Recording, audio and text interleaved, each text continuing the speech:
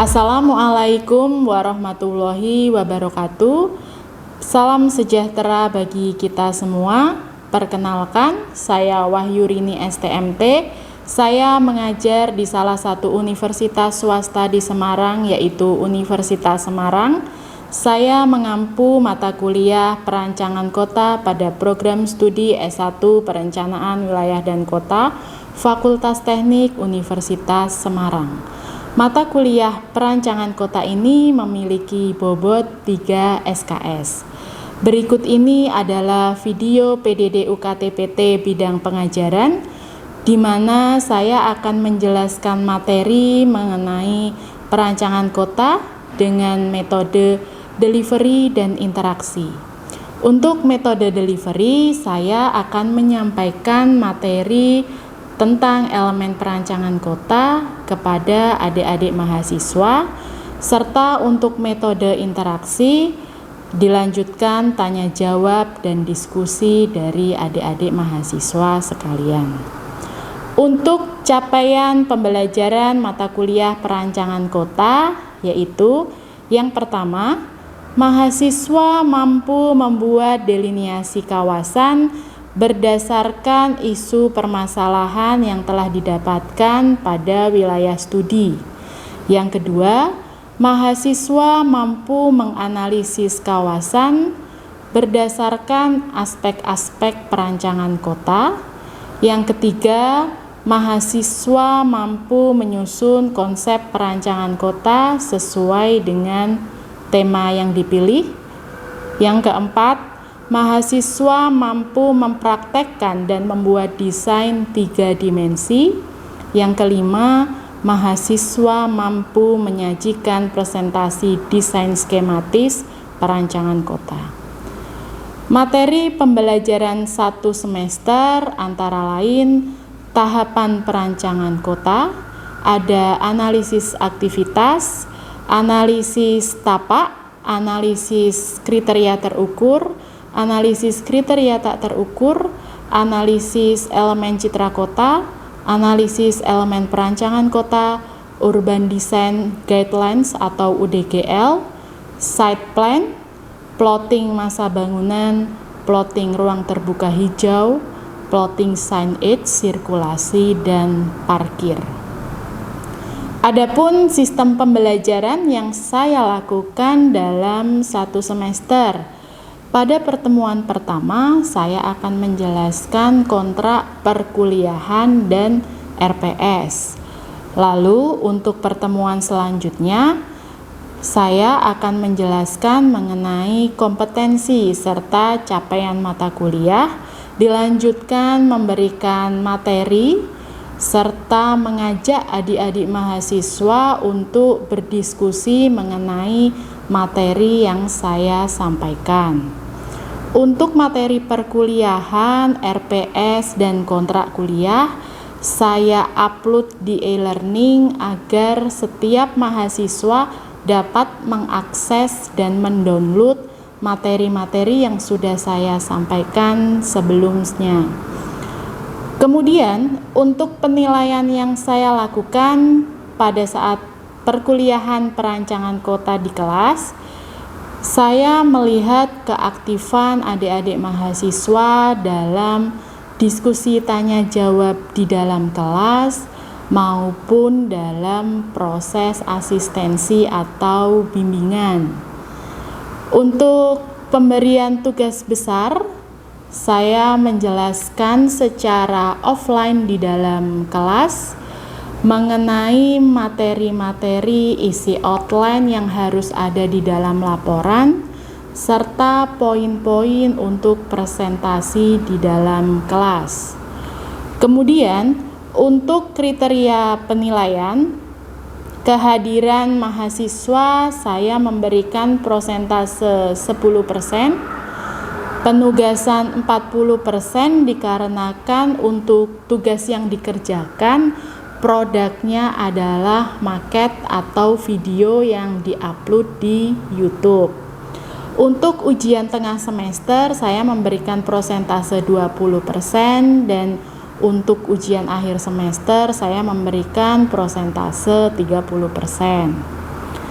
Selanjutnya, untuk referensi atau rujukan yang digunakan oleh adik-adik mahasiswa mengenai elemen perancangan kota itu dari buku dari Hamid Sirvani dan Roger Trancik, namun tidak terbatas hanya dari buku-buku yang dibaca di Perpustakaan Universitas Semarang.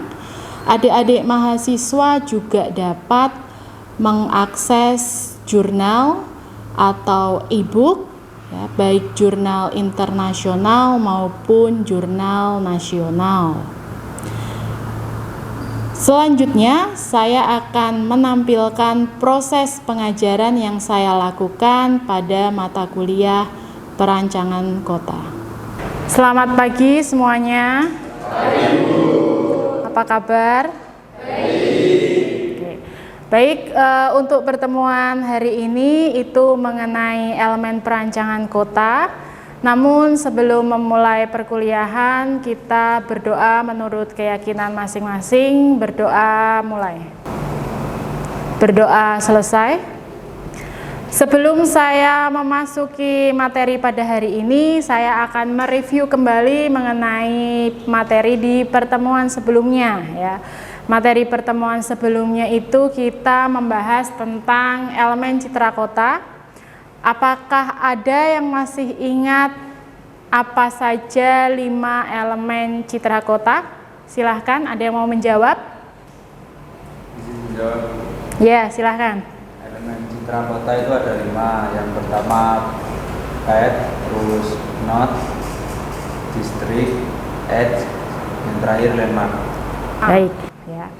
Baik, pada pertemuan hari ini kita akan membahas mengenai elemen perancangan kota. Sebelumnya saya akan menjelaskan mengenai capaian pembelajaran mata kuliah. Untuk yang pertama, mahasiswa mampu membuat deliniasi kawasan berdasarkan isu permasalahan yang telah didapatkan pada wilayah studi. Jadi untuk tahapan awal, kalian melakukan identifikasi masalah pada kawasan yang kalian ambil sebagai kawasan perancangan. Yang kedua, mahasiswa mampu menganalisis kawasan berdasarkan aspek-aspek perancangan kota.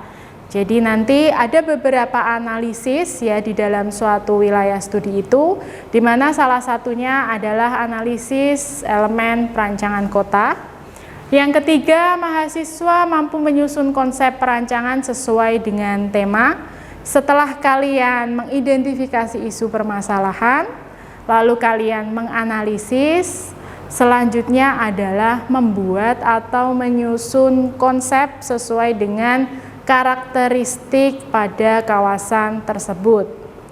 Lalu yang keempat, mahasiswa mampu mempraktekkan dan membuat desain 3 dimensi.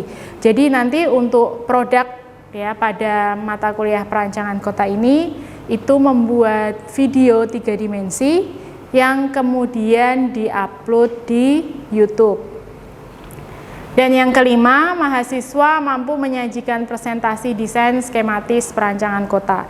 Jadi nanti dari analisis, konsep, sampai dengan video, selanjutnya kalian akan mempresentasikan hasil perancangannya di kelas secara kelompok.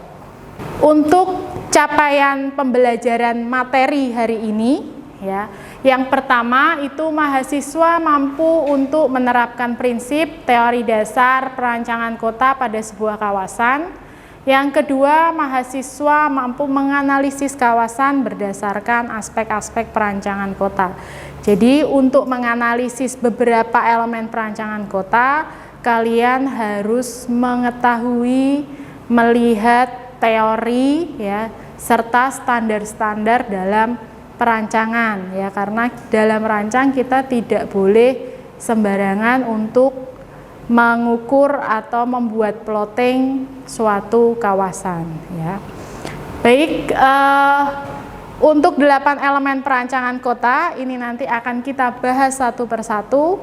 Itu ada tata guna lahan, ada bentuk dan masa bangunan, sirkulasi ban parkir, ada ruang terbuka, jalur pejalan kaki atau pedestrian, ada pendukung aktivitas, penandaan, dan yang terakhir ada signage. Ya, yang terakhir ini ada preservasi. Baik, kita mulai dari tata guna lahan. Jadi untuk tata guna lahan ini kita fungsinya adalah untuk mengetahui ya, kira-kira di dalam suatu kawasan perancangan fungsi-fungsi peruntukannya untuk apa saja. Ya, biasanya di dalam suatu kawasan untuk fungsinya itu terdiri dari beberapa atau mixed use, di mana ada permukiman, ya, ada perdagangan dan jasa, ada industri, ruang terbuka, dan lain-lain. Ya, jadi ketika nanti kalian membuat tata guna lahan, ya, yang dituangkan dalam bentuk peta, itu masing-masing peruntukan memiliki standar warna yang berbeda. Ya, jadi untuk permukiman menurut standar itu memiliki warna kuning, perdagangan dan jasa memiliki warna merah, ruang terbuka warna hijau, dan lain-lain. Itu harus disesuaikan berdasarkan standar perancangan. Salah satu contoh bangunan ya, yang masih bentuk bangunannya masih tetap namun memiliki fungsi yang berbeda, itu salah satunya ada di rest area daerah Brebes ya. Itu tadinya pabrik gula lalu dialih fungsikan menjadi komersial. Nah, ini salah satu contoh yang dahulunya pabrik gula sekarang digunakan untuk perdagangan ya, menjual makanan ya, pakaian, cendera mata, dan lain-lain ya. Namun nanti yang tertuang dalam bentuk peta di kawasan perancangan kalian itu wajib memperhatikan standar tadi ya. Apakah ada yang masih ingat untuk standar warna yang barusan saya bahas ini? Ya, silahkan. Merah itu perdagangan dan jasa, kuning permukiman, hijau ruang terbuka. Ya. Terlepas dari tiga warna itu ya, masih ada peruntukan-peruntukan lainnya seperti untuk industri ya, terus untuk pertambangan dan lain-lain. Baik, yang kedua itu ada bentuk dan masa bangunan ya. Untuk bentuk dan bangunan ini kita melihat dari ketinggian bangunan, dari jarak antar bangunan, bentuk bangunan, serta fasad bangunan. Fasad bangunan itu tampak depan atau wajah dari bangunan tersebut ya. Ketinggian bangunan itu kalau misalkan standar bangunan yang dekat dengan bandara maksimal berapa lantai ya, itu ada di standar ya. Jadi ketika nanti kita merancang juga kita tidak boleh sesuai keinginannya itu mau dibuat tinggi, tapi ternyata dalam standarnya kurang sesuai. Jadi kita harus memiliki acuan atau pedoman ya, itu tentang standar perancangan kota. Lalu dilihat dari jarak antar bangunan, bentuk atau fasad bangunan. Jadi kalau misalkan di suatu kawasan yang belum tertata, itu biasanya memang bangunan itu ada yang tingginya 1 lantai, 2 lantai ya. Jadi tidak sama bentuk bangunannya serta tampak wajahnya dilihat dari warnanya. Tapi berbeda dengan satu kawasan misalkan permukiman atau perumahan yang baru saja dibangun, itu biasanya tampak depannya sudah sama semua. Tinggi lantainya juga disamakan. Lalu ada lagi untuk warna juga disamakan gitu ya. Jadi dalam merancang nanti diusahakan tinggi bangunan, warna bangunan, bentuk bangunan yang kalian buat itu seragam gitu ya. Sehingga ketika dilihat dari tampak visualisasinya itu lebih menarik ya. Tentunya dengan memperhatikan fungsi-fungsi atau kaidah ya. Nah ini ya, ini contoh gambar tampak bangunan, fasad wajah bangunan ya. Ada yang bentuknya atapnya limas, ada yang hanya kotak seperti itu. Selanjutnya kita masuk ke sirkulasi dan parkir.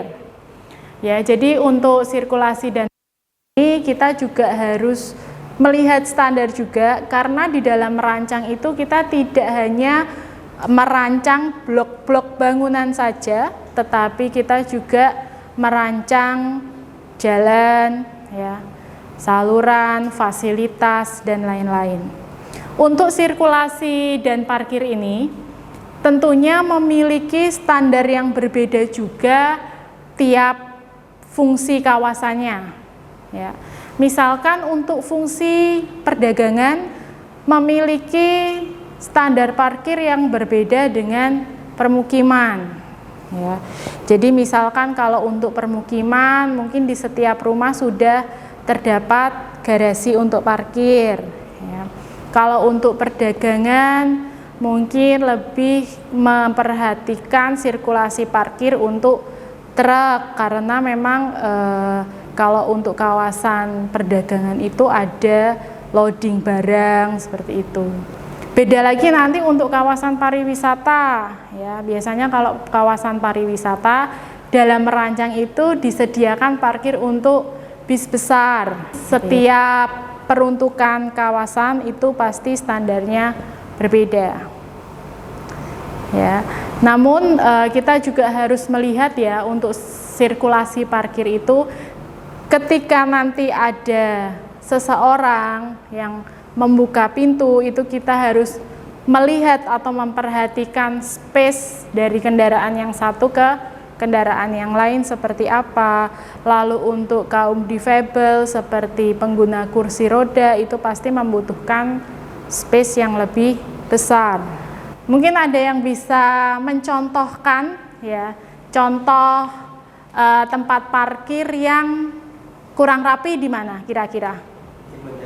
Ya, silakan. Untuk contoh parkir yang kurang tertata rapi itu biasanya itu ada di pasar-pasar yang dadakan tuh, yang sifatnya itu permanen dan pasarnya itu berbeda. Untuk contoh parkiran yang tertata rapi itu biasanya itu parkiran yang berada di mall. Oke. Di mall itu. Ya, terima kasih. Jadi memang untuk pasar-pasar yang tadi disebutkan ya, itu memang karena pasar dadakan yang belum ada lahan parkir tersendiri ya, beda dengan mall atau tempat perdagangan lainnya yang sudah memang dialokasikan atau dibentuk tempat parkirnya agar supaya tertata. Nah, ini contoh-contoh bangunan ya.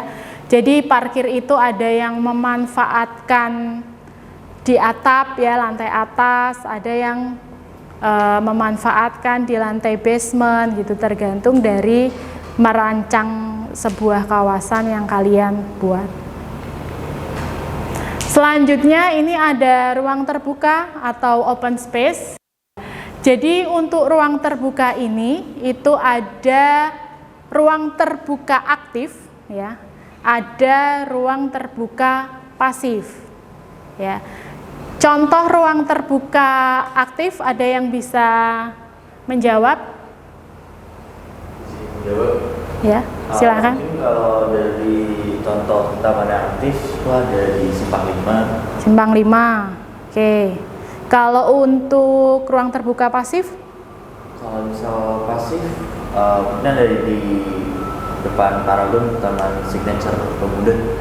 Oke. Beberapa taman ya di suatu kota atau di kawasan perancangan itu nanti bisa kalian sebutkan ya, atau dalam merancang nanti bisa kalian buat kira-kira di kawasan perancangan kelompok kalian itu nantinya mau ada taman aktif atau pasif atau bahkan dua-duanya gitu ya, supaya nanti sesuai plottingnya dan sesuai perbandingan antara terbangun dan tidak terbangun ya, karena suatu kawasan untuk perbandingan terbangun dan tidak terbangun itu 70/30 ya, atau 60/40.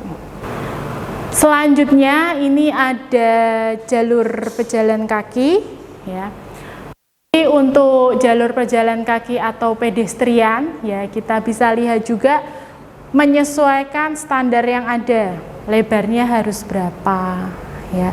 Dan dalam merancang pedestrian itu nanti usahakan yang manusiawi ya, artinya ada jalur untuk kaum disabilitas ya, seperti tunanetra ya, berkebutuhan khusus yang lain, pengguna kursi roda, supaya masyarakat atau kaum disabilitas yang menggunakan kursi roda itu bisa bepergian tanpa didampingi ya. Jadi kita buat supaya dalam perancangan kawasan ini bersifat manusiawi ya, artinya dapat digunakan untuk disabilitas ya.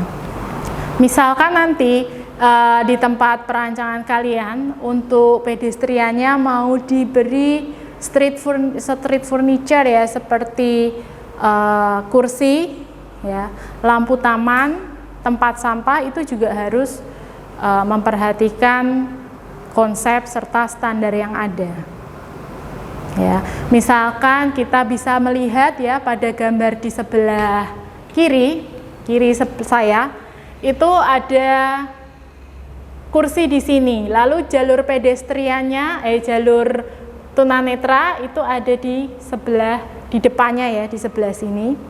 Lalu misalkan ada orang ya yang duduk di sini lalu kakinya diluruskan, apa yang terjadi?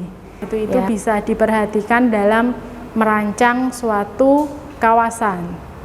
Lalu penyediaan ruang yang cukup untuk pedestrian gitu ya. Jadi untuk street furniture ini itu bisa kalian sesuaikan dengan konsep atau tema atau ciri karakteristik dari kawasan perancangan kalian ya.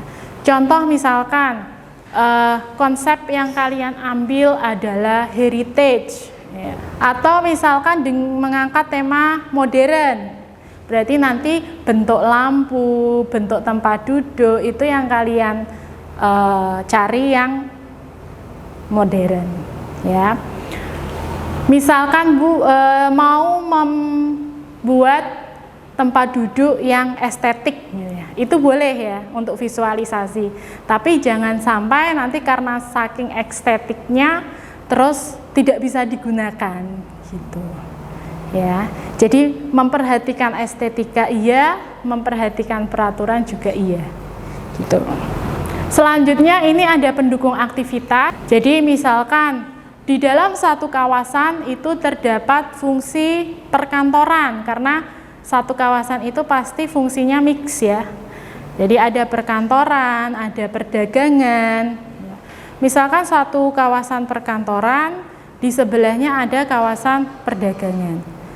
Nah, dominasi ini lebih ke perkantoran. Untuk aktivitas pendukungnya adalah dari perdagangan ya. Jadi biasanya kalau mixed use itu kan adanya di pusat kota ya. Pusat kota lebih dominan kawasan perkantoran, namun di sekitarnya juga terdapat perdagangan ya, pendidikan ya. Jadi saling mendukung antara aktivitas yang satu dengan aktivitas yang lain. Yang selanjutnya ini ada penandaan. Jadi penandaan ini merupakan rambu lalu lintas. Izin bertanya Bu tentang dari pendukung aktivitas. Ya, silakan. Saya bertanya bagaimana jika pada kawasan perencanaan fungsinya diubah? Apakah hal itu diperbolehkan atau tidak ya? Oke, jadi perubahan fungsi di kawasan perancangan ya, karena perancangan itu memang redesign ya, di mana kita itu melihat yang sudah ada disesuaikan dengan aturan, sesuai atau tidak. Kalau misalkan berubah fungsi ya, tadi diperbolehkan atau tidak, kita harus punya acuan atau panduan dari rencana detail tata ruang atau rencana tata ruang wilayah, di mana di dalamnya itu sudah terkandung peruntukan fungsinya. Oke. Selanjutnya penandaan ya, ini tadi saya lanjutkan, penandaan atau biasa disebut signage. Itu berupa rambu lalu lintas ya, dilarang belok, dilarang putar ya. Lalu ada nama-nama jalan, itu juga termasuk signage atau penandaan ya. Kalau misalkan MMT ya yang ditempel di tembok itu belum bisa ya dikatakan sebagai penandaan gitu ya, karena penandaan itu biasanya dalam bentuk ini ya, dalam bentuk tiang gitu ya. Jadi nama jalan, dilarang belok, dilarang putar itu termasuk penandaan. Oke. Paham ya ini ya? Nah, ini untuk elemen perancangan kota yang terakhir, ini ada preservasi ya. Jadi preservasi itu bangunan yang masih memiliki nilai sejarah dan dilestarikan. Karena bangunan-bangunan preservasi ini memang benar-benar dilestarikan ya. Biasanya bangunan-bangunan seperti candi itu ya yang masih ada di suatu kawasan tertentu. Nah, nanti kalian bisa cek lagi ya pada saat survei kira-kira masih ada atau tidak bangunan di kawasan perancangan kalian ya. Jadi bangunan preservasi ini juga menjadi ciri atau identitas kawasan kalian nanti gitu ya, sehingga kalian dalam menentukan konsep itu sesuai dengan karakter yang dimiliki suatu kawasan. Nah, ini contoh-contohnya ya, candi gitu ya. Jadi memang bangunan-bangunan yang dilestarikan atau dilindungi. Permisi Bu, izin tanya Ya. preservasi. Apakah bangunan preservasi itu dianggap penting dalam suatu perancangan? Kemudian bagaimana jika bangunan preservasi itu ada tidak dilestarikan namun budayanya masih ada? Ya, jadi kalau untuk bangunan preservasi itu memang dalam bentuk fisik ya. Jadi seperti candi tadi ya. Kalau misalkan bangunannya sudah tidak dilestarikan, artinya bangunan itu mangkrak gitu ya, itu kan berarti tidak bisa dikatakan preservasi, karena lama-kelamaan bangunan itu akan bisa jadi rusak atau runtuh dengan sendirinya. Tapi kalau untuk nilai budaya, ya, nilai budaya itu mungkin lebih ke non fisik ya. Artinya kalau untuk preservasi ini yang kita perhatikan adalah bangunan fisiknya. Tuh, seperti itu ya. Nanti bisa dicek di lapangan seperti apa. Baik, mungkin itu yang bisa saya sampaikan untuk mata kuliah perancangan kota hari ini. Untuk selanjutnya terkait tugas, apakah ada yang mau ditanyakan? Ya, silahkan. Maaf, sebelumnya untuk konsep yang diambil dalam tugas perancangan itu harus sesuai dengan karakteristik wilayah studinya.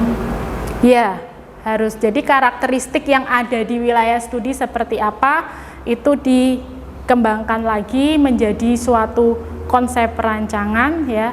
Karena kalau misalkan belum ada ciri khas, itu kalian harus gali lagi lebih dalam ya terkait dengan karakteristik yang ada.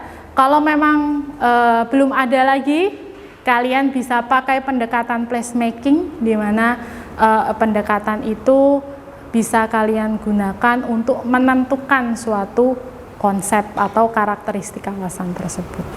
Ya, jadi memang lebih baik ada karakteristiknya. Terima kasih untuk pertemuan hari ini. Untuk materi sudah saya upload di e-learning, silahkan bisa di-download dan dipelajari. Saya tutup ya pertemuan hari ini, terima kasih. Demikian video pembelajaran mata kuliah perancangan kota. Terima kasih. Wassalamualaikum warahmatullahi wabarakatuh.